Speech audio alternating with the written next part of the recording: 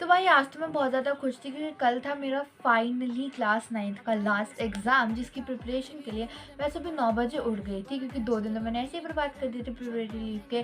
But anyways, think बाद मैं फटाफट से नहा ली एंड फिर ना मैं बहुत मन कर रहा था पास्ता खाने का।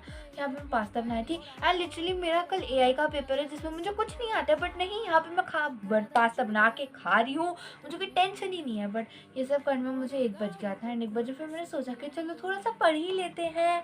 एंड फिर मैं पढ़ने बैठ चुकी थी एंड वैसे तो 5 चैप्टर आते थे जिसमें से मुझे 2 अच्छे से आते थे, बट 3 में मुझे बहुत ज़्यादा दिक्कतें हो रही थी।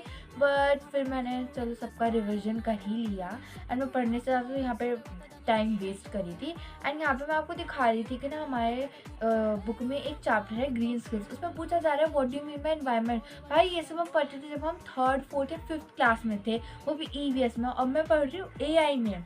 लाइक बट एनीवेज, इन सबको इग्नोर करके मैं दोबारा से पढ़ने बैठ गई थी जिसमें मैंने पढ़ाई कम टाइम पर ज़्यादा करा था। एंड उसके बाद मेरी दोस्त का फ़ोन आ गया था तो मैंने 1 घंटा उससे बात करी करी तो मैंने फ़ोन उसके लिए था, लाइक पढ़ाई की बात से रिलेटेड था। बट वो कब हमारे टाइम पास की बातों में तब्दील हो गया, बदल गया, मुझे भी पता नहीं चला। बट एनीवेज उसके बाद फिर मैंने अपना डिनर करा एंड डिनर करते करते मैंने सोच लिया था कि मुझे भाई अब अच्छे से पढ़ना ही होगा। बट एट दिस मोमेंट मैं समझ चुकी थी कि अब मेरे हाथ में कुछ भी नहीं है, अब सब भगवान जी के हाथ में है। तो बस भगवान जी का नाम लेके मैं चली गई थी सोने। अब देखते हैं कल क्या हुआ मेरे साथ। सो मेरा एग्ज़ाम कैसा गया लास्ट, ये जानने के लिए subscribe for more. Bye bye guys, thanks for watching, that's it for today.